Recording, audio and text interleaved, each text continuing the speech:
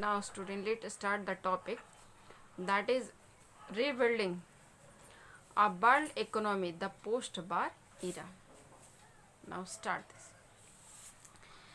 Second World War broke out a mere 2 decades after the end of First World War. Actually second world war first world war के लगभग जो है 2 decade के बाद start हुआ था, लगभग 20 साल के बाद. And it was fought between, और ये लड़ा गया था एक्सिस पावर और एलाइज पावर के बीच में. Axis power included mainly Nazi Germany, Japan और Italy. Nazi Germany leadership of Hitler, Japan, Italy. Allies power included Britain, France, Soviet Union, US. Britain, France, Soviet Union, Russia and United States of America. So these two power fought Second World War against each other. Now listen. It was a war waged for 6 years. Actually ये लड़ाई लगभग 6 साल तक लड़ी गई. On many fronts, सभी जगह पे, जैसे कई जगह पे लड़ा गया, लैंड पर भी लड़ा गया. It was on sea, in air, हर तरफ से जो है ये लड़ाई लड़ी गई.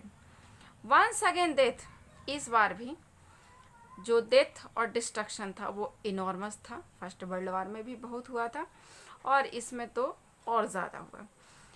एटलीस्ट 60 मिलियन पीपल और about 3% of world population in of 1939 are believe to have been killed.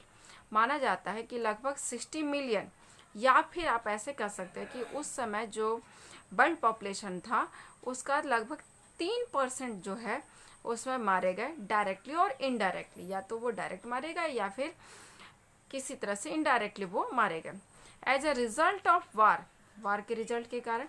And millions more were injured, और बहुत सारे लोग जो है वो घायल हो चुके थे. Unlike earlier wars most of these they took place outside the battlefield. और पिछले बार की तरह ही इस बार भी ज़्यादातर जो लोग मारे गए थे वो बैटलफील्ड में नहीं मारे गए थे, वो बैटलफील्ड से बाहर मारे गए थे. बहुत सारे सिविलियंस, सोल्जर्स तो खैर मारे गए, लेकिन बहुत सारे civilians died from war related causes. जैसे कि मान लो कहीं बम गिराया गया तो उस बम के कारण जो है जो एरिया डिस्ट्रक्ट हुआ वहाँ पर जितने लोग थे वो भी मारे गए. Vast part of Europe and Asia were devastated. Means Europe और एशिया का बहुत बड़ा पार्ट जो है वो तबाह हो चुका था. Several cities were destroyed by aerial bombardment और रिलेंटनेस आर्टिलरी अटैक्स. एक्चुअली इस लड़ाई में सभी कंट्री ने जो है उनके पास जितने भी एडवांस टेक्निक थे, चाहे वो एरियल बॉम्ब हो या फिर जो भी आर्टिलरी अटैक था, उनसे एक दूसरे पे हमला किया और उस हमले में जो है बहुत सारी तबाही हुई. War caused an immense amount of और इस वार के कारण जो है इकोनॉमिक जो है बहुत ज़्यादा नुकसान हुआ.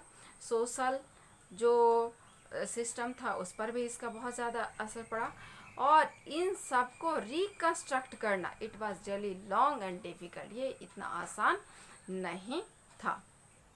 नाउ इस वार के बाद क्या हुआ, तो 2 crucial influenced post war reconstruction. Actually second world war के बाद जो रिकंस्ट्रक्शन का काम था उसमें दो जो है दो कंट्री का बहुत बड़ा रोल था. उसमें पहला था यूनाइटेड स्टेट ऑफ अमेरिका, जो कि एक डोमिनेंट इकोनॉमिक, पॉलिटिकल और मिलिट्री पावर बन करके उभरा था वेस्टर्न वर्ल्ड में सेकेंड वर्ल्ड वार के बाद. And the second world war the dominance of the Soviet union, और इधर जो है सोवियत यूनियन भी जो है अपने पावर को सेकेंड वर्ल्ड वार में दिखा चुका था. उसने जो है नाजी जर्मनी को हराने के लिए ह्यूज सैक्रिफाइसेस दिए थे और उसको डिफीट किया था. जिस वक्त जो है पूरा वर्ल्ड ग्रेट डिप्रेशन में फंसा हुआ था, उस वक्त जो है सोवियत यूनियन जो है अपने आप को जो है एक बैकवर्ड एग्रीकल्चर कंट्री से कन्वर्ट करके जो है बहुत आगे जो है जा चुका था. इंडस्ट्रियल पावर गेन कर चुका था और एक पावरफुल कंट्री जो है वो सेकेंड वर्ल्ड वार में अपने आप को वार के समय में साबित कर देता है। Now these two country save the post war era में सेकेंड वर्ल्ड वार के बाद जो भी समय रहा, जो इकोनॉमिक सिस्टम या जो ट्रेड रहा, उस पर इन दोनों कंट्री का बहुत ही ज़्यादा असर पड़ा था।